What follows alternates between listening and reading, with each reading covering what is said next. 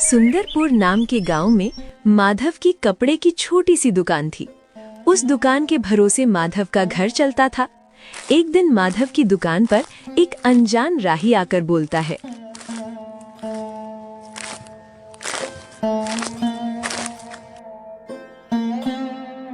सुनो भाई, मेरी एक मदद करोगे? हाँ बोलिए ना, क्या मदद चाहिए? मैं इस गांव से गुजर रहा था। मुझे आगे के गांव में कुछ काम था, लेकिन मेरे पास एक बहुत कीमती चीज है। मैं उसे साथ में लेके नहीं जा सकता। क्या तुम मेरे लौट आने तक मेरी अमानत तुम्हारे पास रखोगे? तुम सालों से ये दुकान चला रहे हो और तुम्हारा घर भी पास में ही है। मुझे लगता है मैं तुम पर भरोसा कर सकता हूँ, इसलिए तुम्हें दे रहा हूँ। मेहरबानी करके मेरी अमानत संभाल कर रखोगे? मेरा जैसे ही काम हो जाएगा मैं वापस आकर तुमसे ये ले लूंगा। तब तक तुम ये पोटली अपने पास रख लो। अच्छा ये बात है, कोई बात नहीं, मैं रख लेता हूँ। आप आराम से जाइए, जब आप वापस आएंगे तब मैं आपको आपकी अमानत लौटा दूंगा। और आप निश्चिंत रहिए, आपकी पोटली मेरे पास सुरक्षित रहेगी। मैं इसे बहुत संभाल कर रखूंगा। तुम्हारा बहुत बहुत शुक्रिया भाई, मैं चलता हूँ, जल्दी लौटाऊंगा। ऐसा कहकर वो मुसाफिर वहां से चला जाता है। घर जाते ही माधव राधा को पोटली संभाल कर रखने के लिए कहता है, तो राधा बोलती है, लेकिन इसमें है क्या और किसने दी है? हम इसे खोलकर देखें, आखिर क्या है इसमें? नहीं राधा, ये हमारे नहीं, उन भैया की अमानत है जिन्होंने मुझे दी है। इस पर हमारा कोई अधिकार नहीं। तुम इसे खोलकर नहीं देखोगी। वो जब वापस आएंगे तब मैं उसे दे दूंगा। उन्होंने मुझ पर बहुत भरोसा करके ये अमानत मुझे दी है। इसे खोलकर देखना सरासर गलत है। तुम इसे संभाल कर रख दो। अच्छा ठीक है, जैसा आप कहो, मैं नहीं देखूंगी, मैं इसे रख देती हूँ। सब कुछ ठीक चल रहा होता है। ऐसे ही कुछ दिन बीत जाते हैं।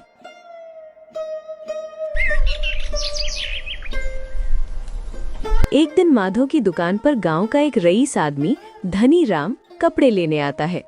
अरे धनीराम जी, आप और मेरी दुकान पर आइए आइए। आज तो मेरे दुकान के भाग खुल गए कि आप मेरे दुकान पर आए हो। कहिए ना, आपकी क्या सेवा करूं? आपको क्या चाहिए? वैसे तो तुम्हारे दुकान पर मेरे लायक कोई चीज नहीं होगी, लेकिन फिर भी तुम्हारे दुकान पर सबसे महंगा वाला जो कपड़ा होगा वो दिखाओ। अच्छा ठीक है धनीराम जी, अभी दिखाता हूँ। फिर माधव खुशी खुशी अपने दुकान का सबसे महंगा कपड़ा धनीराम जी को दिखाता है। धनीराम जी उसे कपड़े को देखकर बोलते हैं, अरे ये तो बहुत अच्छा है। ये तुम्हारे पास कहाँ से आया? ऐसे कपड़े तो शहर में मिलते हैं। तुम इतने महंगे और अच्छे कपड़े यहाँ कब से रखने लगे? धनीराम जी, ये तो मेरे पास पिछले 5 साल से पड़ा हुआ है। इस गांव में कोई इसे खरीद ही नहीं पाया, इसलिए ऐसे ही पड़ा हुआ है। मेरे दुकान पर सबसे महंगी चीज यही है। हमें ये कपड़ा बहुत पसंद आया। तुम एक काम करो, तुम्हारे पास ऐसे महंगे वाले जितने भी कपड़े हैं मुझे दे दो। माधव बहुत खुश हो जाता है और खुशी खुशी धनीराम जी को उसके पास जितने भी महंगे महंगे कपड़े रखे थे वो सब धनीराम जी को दे देता है और धनीराम जी निकलने लगते हैं। तभी माधव बोलता है, अरे धनीराम जी, आपने तो पैसे दिए ही नहीं। तुझे क्या लगता है मैं मुफ्त में तुमसे कपड़े मांगने आया था? तुम तो ऐसे बोल रहे हो जैसे मैं तुम्हारे दुकान से चोरी कर रहा हूँ। तुम जानते नहीं मैं कौन हूँ। धनीराम जी, आपको कौन नहीं जानता, आप तो गांव के सबसे रईस आदमी हैं। लेकिन आप ऐसे ही जा रहे थे तो मुझे लगा आपको याद ही नहीं रहा होगा, आप भूल गए होंगे, इसलिए मैंने कहा।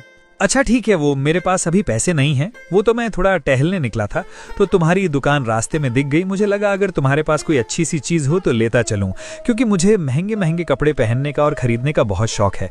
पैसों की चिंता मत करो, कल हमारी हवेली पर आकर पैसे लेकर जाना।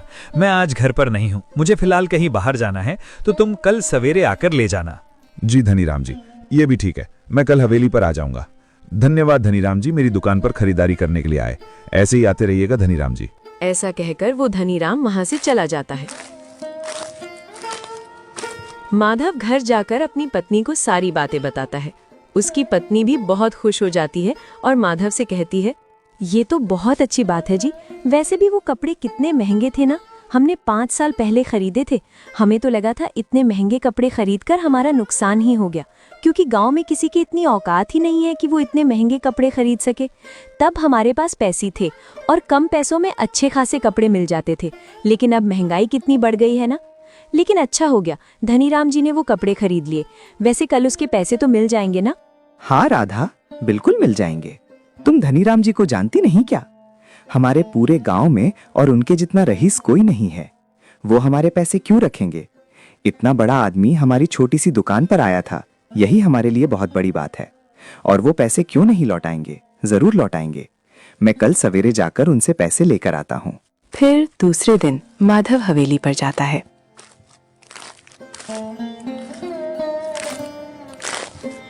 बाहर ही उसे एक आदमी रोक लेता है तो माधव उससे कहता है, अरे भाई, मुझे अंदर जाने दो, मुझे धनीराम जी ने ही बुलाया है। धनीराम जी घर पर नहीं है, कल आना, जाओ यहाँ से। लेकिन वो तो कल बाहर गए थे। उन्होंने मुझे कहा था कि आज सवेरे वो आ जाएंगे। उन्होंने ही मुझे आज बुलाया था। अरे तुम्हें एक बार में समझ नहीं आता क्या? मैंने कहा ना धनीराम जी घर पर नहीं है, कल आना। चलो निकलो अब यहाँ से। अच्छा ठीक है, गुस्सा क्यों करते हो? कोई बात नहीं, मैं कल आ जाऊंगा। ऐसा कहकर माधव वहां से लौट आता है।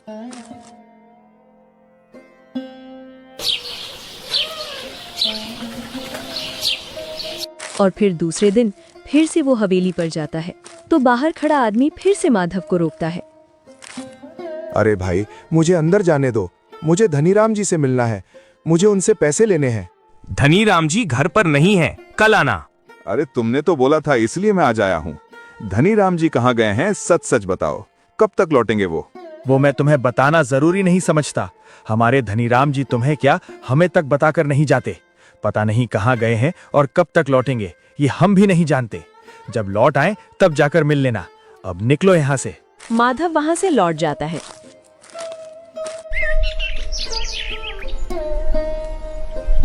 फिर दूसरे दिन फिर से माधव जाता है तो दूसरे दिन भी वो आदमी माधव को भगा देता है। ऐसा करते करते 2 हफ्ते गुजर जाते हैं। एक दिन माधव गुस्से से बोलता है, तुम्हारा रोज का हो गया है। आखिर तुम लोग मुझे सच सच क्यों नहीं बताते कि धनीराम जी कहाँ गए हैं और इतने दिनों तक क्यों नहीं लौटे?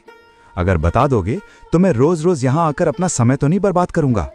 आज तो तुम्हें बताना ही पड़ेगा, नहीं तो मेरे पैसे लिए बिना मैं यहाँ से नहीं जाऊंगा। बस अब बहुत हो चुका, मुझे मेरे पैसे चाहिए।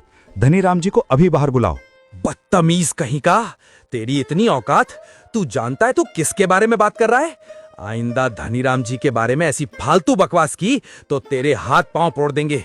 तू घर जाने लायक नहीं रहेगा, समझा? अपनी औकात में रह के बात कर। भिखारी कहीं का, रोज रोज यहाँ भीख मांगने आ जाता है। तेरे जैसा बेशरम आदमी मैंने अपनी जिंदगी में नहीं देखा। चल अब निकल यहाँ से। जब तक धनीराम जी घर नहीं लौटते तब तक यहाँ दिखना मत। माधव निराश होकर वहां से लौट जाता है। घर जाकर राधा बोलती है, क्या हुआ जी, आज भी पैसे नहीं मिले? नहीं राधा, मैं 2 हफ्ते से लगातार वहां जा रहा हूँ, लेकिन रोज वो लोग मुझे वापस भेज देते हैं। पता नहीं क्या चल रहा है। वो मेरे पैसे देना चाहते भी हैं या नहीं? ऐसे कैसे पैसे नहीं देंगे? वो कपड़े हमारी मेहनत की कमाई से लाए थे। हमने कोई मुफ्त में थोड़ी खरीदे थे जो हम उन्हें मुफ्त में दे दें। हाँ राधा, तुम बिल्कुल सही कह रही हो। वो कपड़े हम मुफ्त में नहीं लिए थे, मेरी मेहनत के पैसों से लिए थे। मैं उसे मुफ्त में नहीं दूंगा, चाहे कुछ भी हो जाए। मैं उन कपड़ों की कीमत लेकर रहूंगा। मैं हमारी मेहनत की कमाई ऐसे लुटने नहीं दूंगा। मैं कपड़ों के पैसे लिए बिना उन्हें नहीं छोड़ूंगा। चाहे मुझे कितने भी दिन वहां क्यों ना जाना पड़े, मैं जाऊंगा।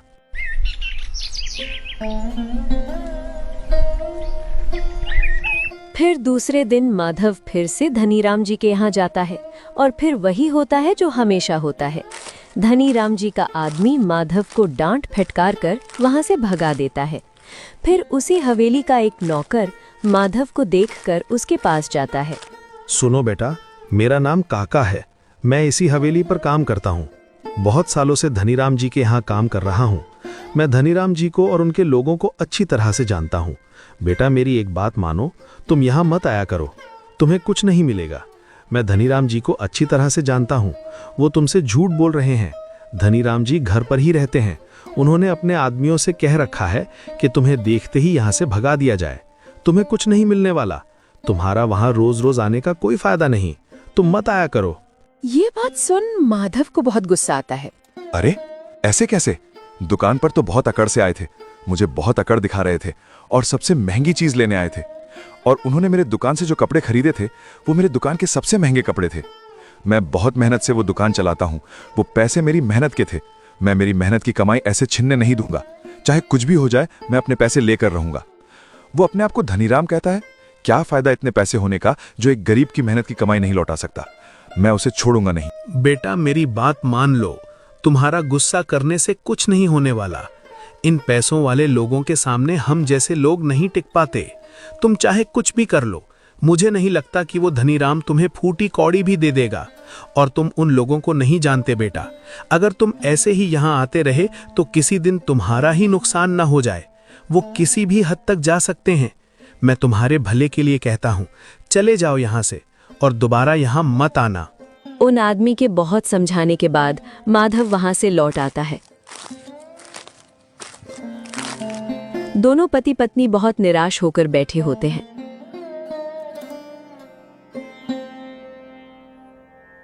ऐसे ही कुछ दिन बीत जाते हैं। फिर एक दिन माधव को वो धनीराम रास्ते में दिखाई देते हैं। माधव उन्हें देख उन्हें पास दौड़ा चला जाता है। अरे धनीराम जी, आप यहाँ? आपने पहचाना? मैं वो कपड़ों की दुकान चलाता हूँ। आप मुझसे कपड़े लेकर गए थे ना? कौन हो तुम? मैं तो तुम्हें पहली बार देख रहा हूँ। अरे ऐसा मत कहिए धनीराम जी, आपको याद नहीं? आप 2 महीने पहले मेरे दुकान पर आए थे। तब आपने मेरे दुकान से सबसे महंगे कपड़े खरीदे थे और आपने बोला था कि कल हवेली पर आकर पैसे लेकर जाना। धनीराम जी, मैंने जाने कितने दिनों तक आपकी हवेली गया, लेकिन आप घर पर ही नहीं थे। आप इतने दिनों के बाद आज मुझसे मिले हो। धनीराम जी, मैंने बहुत इंतजार कर लिया। अब मेरे पैसे लौटा दीजिए। धनीराम जी, पैसे बहुत मेहनत के हैं, कृपया मेरे पैसे मुझे लौटा दीजिए। ए, कौन है तू और क्या बकते जा रहा है? मैं तुझे नहीं पहचानता। कौन से पैसे? और मैं तुझ जैसे भिखारी के यहाँ कपड़े लेने आऊंगा? तेरी औकात देख और मेरी औकात देख। हम दोनों की औकात में धरती आसमान का फर्क है। तुझे लगता है मैं तेरी दुकान से कपड़े लेकर पहन लूंगा? बिल्कुल भी नहीं। तुझ जैसे आदमी की दुकान पर तो मेरी जूती भी ना जाए। बड़ा आदमी देखा नहीं, कुछ भी मन गढ़ंत कहानी बनाकर पैसे मांगने के लिए आ रहा है। मैं तुझ जैसे लोगों को अच्छी तरह से जानता हूँ। पैसे निकलवाने का अच्छा तरीका है, लेकिन मैं इन सब बातों में नहीं आने वाला। चल निकल यहाँ से, मेरा रास्ता छोड़। मैं अच्छी तरह से जानता हूं धनीराम कि तुझे भी अच्छी तरह से पता है कि मैं किस कपड़े के बारे में बात कर रहा हूं। तू ये सब जानबूझकर कर रहा है ना? तुझे मेरे पैसे नहीं लौटाने, इसलिए तू ये सब नाटक कर रहा है। शर्म कर धनीराम, गरीब के पैसे खाते हुए तुझे शर्म नहीं आती और अपने आप को धनीराम कहता है। गरीबों की कीमत करना सीख, तभी ऊपर वाला तेरी कीमत करेगा। नहीं तो ऊपर वाले की ऐसी लाठी पड़ेगी कि तू उठने लायक नहीं रहेगा। तेरी इतनी हिम्मत, तू मुझसे ऐसी बातें कर रहा है? रुक, तुझे मैं अभी बताता हूँ। फिर दोनों में हाथापाई होने लगती है। माधव भी धनीराम को बहुत मारता है और धनीराम भी माधव को मारता है। धनीराम के लोग वहां जाकर बीच बचाव करते हैं और माधव को ही भला बुरा और गालियां देकर वहां से भगा देते हैं। घर जाकर माधव की पत्नी राधा उससे कहती है, आपको क्या जरूरत थी हाथापाई करने की? अगर वो मान नहीं रहे थे तो छोड़ देते। जाने दीजिए ना मेरे लिए। आपकी जान की कीमत के सामने उन कपड़ों की कोई कीमत नहीं। अगर आज आपको कुछ हो जाता तो मैं क्या करती? मैं कहती हूँ भूल जाइए, कोई जरूरत नहीं है उन कपड़ों के पैसे मांगने की। आइंदा आप उस धनीराम के घर नहीं जाएंगे। ईश्वर पर भरोसा रखिए और ईश्वर पर सब कुछ छोड़ दीजिए। उस धनीराम को ईश्वर ही देखेगा।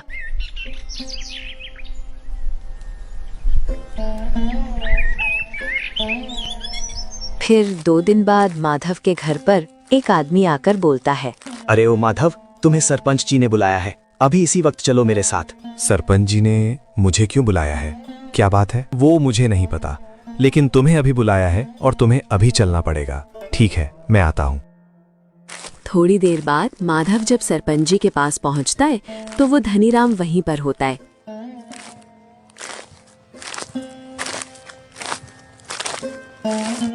ये मैं क्या सुन रहा हूँ माधव? तुमने धनीराम जी से हाथापाई की? तुमने उन्हें मारा? तुम्हारी इतनी हिम्मत, तुमने ये सब क्यों किया? फिर माधव सरपंच जी को सारी बातें बताता है। तुम्हारे पास इस बात का कोई सबूत है कि धनीराम जी ने तुम्हारे यहाँ से सबसे महंगे कपड़े खरीदे थे या फिर तुम्हारी दुकान पर आए थे? कोई गवाह या फिर कोई सबूत हो तो लेकर आओ। मेरे पास इस बात का कोई सबूत नहीं है, लेकिन गवाह मैं खुद हूँ। धनीराम जी ने मुझसे वो कपड़े खरीदे थे। झूठ मत बोलो माधव, धनीराम ने हमें पूरी बात बता दी है कि क्या हुआ था। तुम्हारी हिम्मत कैसी हुई उन पर हाथ उठाने की? तुम्हें इस बात की सजा मिलकर ही रहेगी। तुम्हें इसके लिए धनीराम को जुर्माना देना पड़ेगा। ये आप क्या बोल रहे हैं सरपंच जी? किस बात का जुर्माना और मैं क्यों दूं? जबकि धनीराम ने मेरे साथ बेईमानी की है और चालबाजी की है। मेरी क्या गलती है? सब गलती इस धनीराम की है और आप ऊपर से मुझ पर ही इल्जाम लगा रहे हो। मैंने कहा ना, धनीराम ने मुझे पूरी बात बता दी है। तुमने धनीराम जी पर हाथ उठाकर बहुत गलत किया। तुम्हें ऐसा नहीं करना चाहिए था। अब इस बात की सजा तो तुम्हें मिलकर ही रहेगी। तुम्हें धनीराम जी को जुर्माना देना ही होगा, नहीं तो हम अभी दरोगा को बुलाकर तुम्हें जेल में डलवा देंगे। नहीं तो ये मामला यहीं पर निपटा दो, वरना जेल जाने के लिए तैयार हो जाओ। और तुम तो जानते हो, हमसे भी ज्यादा धनीराम जी की पहुंच है, और वो कहाँ तक है शायद ये भी तुम जानते हो। तुम्हें ऐसी सजा मिलेगी कि तुम जिंदगी भर जेल से बाहर नहीं निकल पाओगे। अब सोच लो, तुम्हें जेल जाना पसंद है या धनीराम जी को वो जुर्माना देना पसंद है? माधव बहुत चिंता में पड़ जाता है। उसे बहुत गुस्सा आता है, लेकिन वो कुछ नहीं कर पाता। वो शांत खड़ा होता है। सरपंच जी, मुझे इससे पूरे 25,000 का जुर्माना चाहिए, क्योंकि इसने गलती ही इतनी बड़ी की है तो जुर्माना भी बड़ा ही लूंगा। ये तुम क्या बोल रहे हो धनीराम जी? गरीब आदमी हूँ, छोटी सी दुकान चलाता हूँ, मेरे पास इतने सारे पैसे कहाँ से आएंगे? और तुम्हें पैसे मांगते हुए बिल्कुल भी शर्म नहीं आती। एक तो खुद मेरे पैसे खाकर बैठे हो और ऊपर से सिर उठाकर मुझसे और पैसे मांग रहे हो। ईश्वर से डरो धनीराम। तुम्हारा झूठ यहाँ चल रहा होगा, लेकिन ईश्वर के सामने तुम्हारा झूठ नहीं चलेगा। वो न्याय जरूर करेंगे। तुमने यहाँ सरपंच जी को अपनी बातों में फंसा लिया, और शायद तुम पैसे वाले हो इसलिए सरपंच भी तुम्हारी बातों में आ गए। हम जैसे लोगों का क्या है, बिना सबूत हम पर कोई भरोसा नहीं करता, लेकिन तुम जैसे बड़े लोगों की गवाही ही काफी होती है, चाहे वो झूठ ही क्यों ना हो। बस माधव, बहुत हो चुका तुम्हारा। एक तो झूठ बोलते हो, ऊपर से हमारे फैसले पे उंगली उठाते हो। धनीराम जी ने जो कहा है सच कहा है। नहीं तो वो जुर्माना दे दो, वरना हमें मजबूरन दरोगा जी को यहां बुलाना होगा। आज तक इस गांव के फैसले हमने ही किए हैं और सारे के सारे फैसले सही साबित हुए हैं। हमने आज तक कभी दरोगा को यहां नहीं बुलाया, लेकिन तुम्हारे मामले में मुझे लगता है मुझे उन्हें यहां बुलाना ही होगा। फिर आगे जो होगा वो तुम देख लेना। हो सकता है तुम्हें इससे भी ज्यादा जुर्माना देना पड़े और सजा होगी वो अलग। माधव करता भी क्या, उसे मजबूरन ये शर्त माननी ही पड़ी।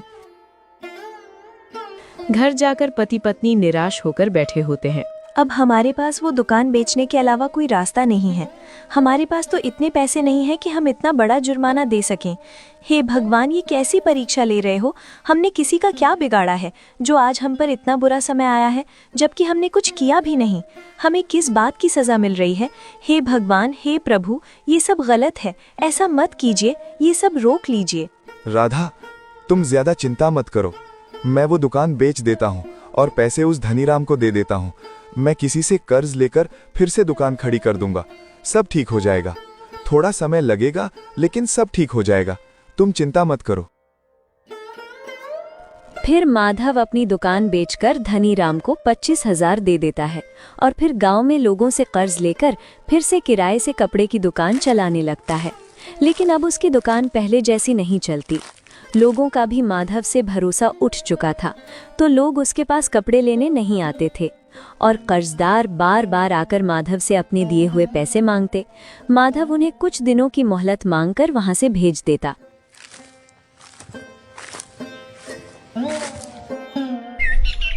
ऐसे ही कुछ दिन बीत जाते हैं। फिर एक दिन माधव के घर एक आदमी अपने पैसे मांगने आता है। अरे ओ माधव, बाहर निकल। बस अब बहुत हो चुका। मैंने तुम्हें बहुत मोहलत दे दी, अब और नहीं। मुझे आज मेरे पैसे चाहिए। मैं पैसे लिए बिना यहाँ से नहीं जाऊंगा। माफ करना भैया, लेकिन कुछ दिन और इंतजार कर लीजिए। वो क्या है ना, मेरी दुकान से आजकल कमाई ना के बराबर हो रही है। उसमें तो मेरा घर भी ठीक से नहीं चल पा रहा। मैं आपके पैसे कहाँ से दूंगा? कुछ दिन इंतजार कर लीजिए, मैं कुछ ना कुछ करके जल्द से जल्द आपके पैसे लौटा दूंगा। मेरा यकीन कीजिए। तू इतने दिनों से मुझे यही कहकर बेवकूफ बना रहा है।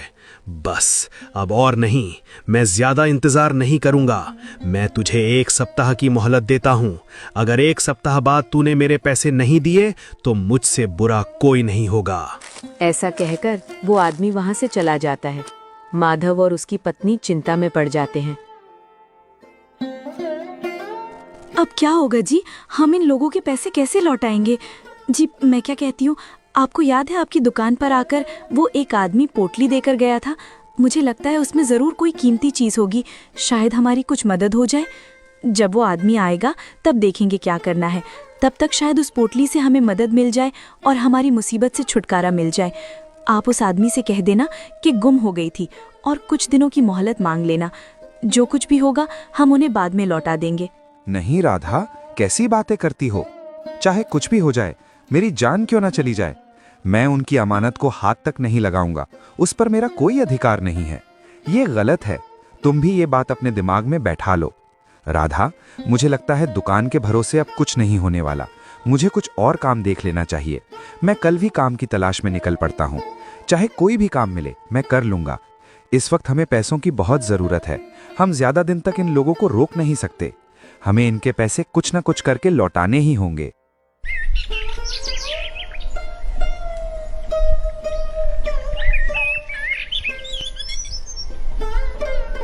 फिर दूसरे दिन माधव काम की तलाश में निकल पड़ता है।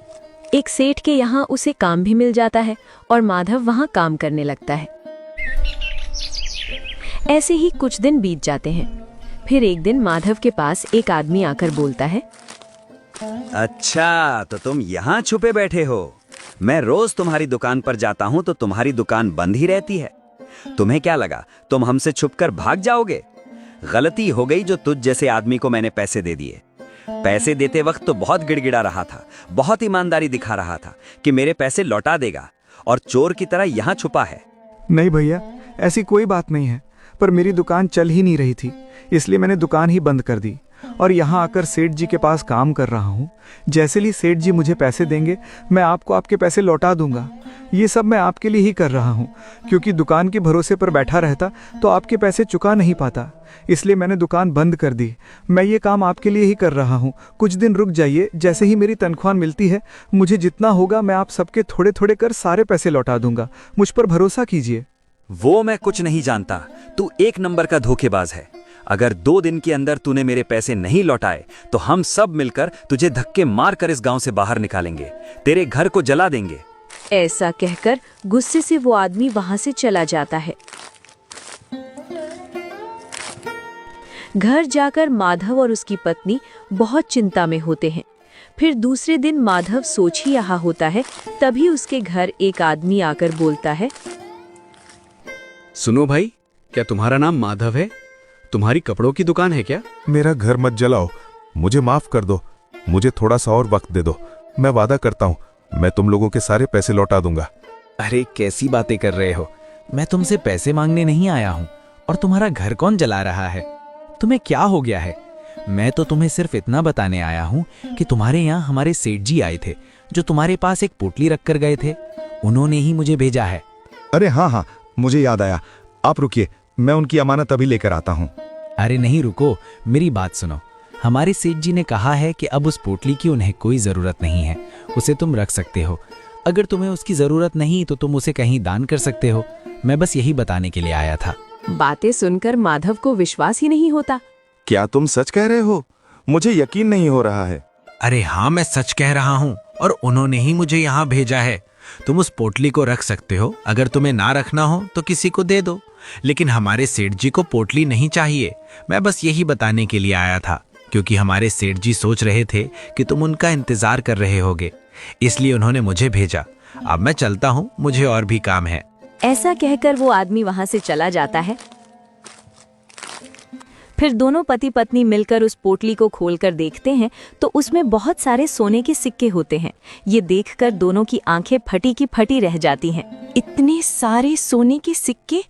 मुझे लगा ही था इसमें कोई कीमती चीज होगी, लेकिन इतने सारे सोने के सिक्के होंगे ये नहीं पता था। आखिर ईश्वर ने हमारी सुन ली। ये हमारे लिए किसी चमत्कार से कम नहीं है। सुनिए जी, अब हम इस पोटली को रख सकते हैं ना? अब तो जिन्होंने दिया है उन्होंने ही हमें इसको रखने का अधिकार भी दे दिया है। हाँ राधा, अब हम इसको रख सकते हैं, क्योंकि ये किसी साधारण आदमी ने नहीं, साक्षात ईश्वर ने दिया है। जो इंसान मेरी दुकान पर आया था वो कोई साधारण इंसान नहीं था, साक्षात ईश्वर थे। शायद उन्हें पता था कि मुझे इसकी जरूरत पड़ेगी, इसलिए उन्होंने पहले से ही इसका इंतजाम कर रखा था, लेकिन मैं पहचान नहीं पाया। शायद वो मेरी परीक्षा भी लेने आए थे, इसलिए मुझे ये सब कुछ देखना पड़ा। आप बिल्कुल सच कह रहे हैं। ये हमारी परीक्षा है जिसमें हम पूर्ण रूप से सफल हुए हैं, इसलिए हमें आज ये इनाम दिया है। दोनों पति पत्नी बहुत खुश हो जाते हैं और सारे लोगों से लिए हुए सारे कर्ज उन्हें लौटा देते हैं। माधव के पास बहुत धन आ चुका है। उन सोने के सिक्कों के बदौलत माधव अपने गांव का सबसे रईस आदमी बन जाता है। वो गांव में अपना एक बड़ा सा आलीशान घर बनाता है और उसमें बहुत सारे नौकर चाकर होते हैं। गांव में जब भी किसी को जरूरत पड़ती है, माधव सबसे आगे जाकर उसकी मदद करता है। अब गांव के लोग माधव की बहुत इज्जत करने लगते हैं, जिसे देखकर धनीराम उससे काफी जलने लगता है। इस भिखारी के पास इतने पैसे आए कहाँ से? इसने तो अपनी दुकान भी बेच दी थी, गांव वालों से कर्ज भी उठा रखा था। ये चमत्कार हुआ तो हुआ कैसे? आज इसके पास इतने सारे पैसे हैं कि ये मुझसे भी रईस बन चुका है और मैं ये सब नहीं देख सकता। पहले गांव के लोग मेरी कितनी इज्जत करते थे, आज मेरे ही सामने मेरी छोड़ उस माधव की इज्जत करने लगे हैं। मेरे यहाँ काम करने वाले लोग अब माधव के घर पे काम करते हैं। मुझसे अभी सब सहा नहीं जाता। मुझे इस माधव का कुछ करना ही होगा। वो धनीराम जलन के मारे एक वैद्य जी को बहुत सारे पैसे देता है और उससे एक जहरीली दवा लाता है और माधव को एक दिन अपने घर बुलाता है। मुझे माफ कर दो माधव, मैंने तुम्हारे साथ बहुत गलत किया। मुझे अपनी गलती का एहसास है। मैं जानता हूँ मेरी वजह से तुम्हें बहुत तकलीफ उठानी पड़ी, लेकिन मैं लालच में अंधा हो चुका था। पता नहीं मुझे क्या हो गया था जो मैंने तुम्हारे साथ इतना गलत किया। तुम सच्चे थे, ईमानदार थे, शायद इसलिए ईश्वर ने आज तुम्हें मुझसे भी ज्यादा अमीर बना दिया। सच में ऊपर वाले के घर देर होती है, अंधेर नहीं। मैं जानता हूं तुम शायद मुझे माफ ना कर पाओ, लेकिन मैं दिल से तुमसे माफी चाहता हूं और मैं तुम्हारे सारे पैसे लौटाना चाहता हूं। कोई बात नहीं धनीराम जी, देर से ही सही, लेकिन ईश्वर ने मेरी तरफ देखा, यही मेरे लिए बहुत है। शायद मेरे ही कुछ कर्म खराब रहे होंगे जो मेरे साथ ये सब कुछ हुआ। तुम्हारे कर्मों की सजा तुम्हें देने वाला मैं कौन होता हूं, वो तो ईश्वर ही देगा। मैंने तुम्हें अपनी तरफ से माफ कर दिया है। सच में माधव, तुम सच कह रहे हो ना? तुमने मुझे माफ तो कर दिया है? हाँ, मैं सच कह रहा हूं। मैं चलता हूं, मुझे कुछ काम है। अरे ऐसे कैसे? अगर सच में तुमने मुझे माफ कर दिया है तो एक गिलास पानी तो पी कर जाओ। थोड़ी देर बैठो ना, मुझे अच्छा लगेगा, नहीं तो मैं समझूंगा तुमने मुझे माफ नहीं किया। ठीक है, मैं बैठा हूं, लेकिन मुझे जल्दी जाना है। बस एक गिलास पानी ही दे दो, और कुछ नहीं चाहिए। फिर धनीराम पानी लेने जाता है तो उस पानी में वो जहरीली दवा मिला देता है और माधव को दे देता है। माधव वो पानी पी लेता है। उसके बाद माधव धनीराम से पैसे लेकर घर चला जाता है। माधव के जाने के बाद धनीराम सोचता है, ये हुई ना बात। अब कुछ ही देर में माधव की मरने की खबर आएगी और मेरे कलेजे को ठंडक पहुंचेगी। बस थोड़ी देर और, फिर इस माधव का किस्सा ही खत्म हो जाएगा। कुछ घंटे तक इंतजार करता है। गांव में से कोई खबर नहीं मिलती। वो चौंक जाता है। फिर ऐसे ही एक दिन बीत जाता है। दूसरे दिन माधव उस गांव में लोगों से बातें करते हुए दिखाई देता है। ये देख धनीराम बहुत चौंक जाता है। ये माधव बच कैसे गया? ये अभी तक मरा क्यों नहीं? उस वैद्य जी ने कहीं मेरे साथ धोखा तो नहीं किया? मैं अभी उसके पास जाकर उसकी खबर लेता हूँ। मैंने अच्छी खासी रकम दी थी और उसने बदले में धोखा दिया। मैं उसे जिंदा नहीं छोड़ूंगा। धनीराम गुस्से में वैद्य के पास आकर बोलता है, वैद्य के बच्चे, तुमने आखिर कौन सा जहर दिया था जो वो माधव अभी तक मरा नहीं? ये आप क्या कह रहे हैं धनीराम जी? मैंने तो बहुत सारी जहरीली दवा दी थी। वो ऐसी दवा थी कि कोई 2 बूंद भी पी ले तो वहीं मर जाए। वैद्य के बच्चे, झूठ बोलते हो। मैंने उसके पानी में वो दवा मिला दी थी और उसे कल ही पानी पिला दिया था। उसे अभी तक कुछ भी नहीं हुआ। तुम मरने की बात करते हो, वो सही सलामत और जिंदा है। मैं अभी देख कर आ रहा हूँ। तुम मेरे साथ धोखा कर रहे हो तो बहुत बड़ा झूठा है। निकाल मेरे पैसे। ए धनीराम, मैं झूठ नहीं बोलता। सचमुच वो दवा बहुत जहरीली है। अगर तुमने 2 बूंद खुद भी पी ली तो तुम अभी यहीं मर जाओगे। काहे के पैसे? मैं उन पैसों के बदले तुम्हें जहर दे दिया है। अब मैं तुम्हें पैसे क्यों लौटाऊं? मैंने कहा ना, वो बहुत जहरीला था। उसके पीने के बाद 10 मिनट के ऊपर आदमी जिंदा नहीं रह सकता। तुझे क्या लगता है मैं झूठ बोल रहा हूँ? वो दवाई मुझे दे, मैं अभी तेरे सामने पीकर बताता हूँ, फिर तुझे मुझसे दुगने पैसे देने होंगे, समझा? लेकिन ये हो कैसे सकता है? तुझे यकीन नहीं आता ना? जो जहर तुमने मुझे कल दिया था वही जहर मुझे दो, मैं तुम्हें अभी साबित कर दिखाता हूँ। फिर पानी में जहर मिलाकर वो धनीराम खुद पी लेता है और पीने के बाद ही तुरंत ही नीचे गिर जाता है और कुछ ही देर में उसकी मौत हो जाती है। तभी गांव का एक आदमी वैद्य जी के पास आता है और धनीराम को इस हालत में देख गांव के लोगों को इकट्ठा कर लेता है। वैद्य जी बहुत घबरा जाता है और लोगों से कहता है, मैंने कुछ नहीं किया, इन्होंने खुद ही जहर पिया था, मैंने कुछ नहीं किया। गांव के सभी लोग वैद्य को पकड़कर सरपंच के पास लेकर जाते हैं और सरपंच जी मामले की गंभीरता को देख दरोगा जी को वहां बुलाते हैं और दरोगा वैद्य को पकड़कर थाने लेकर जाता है।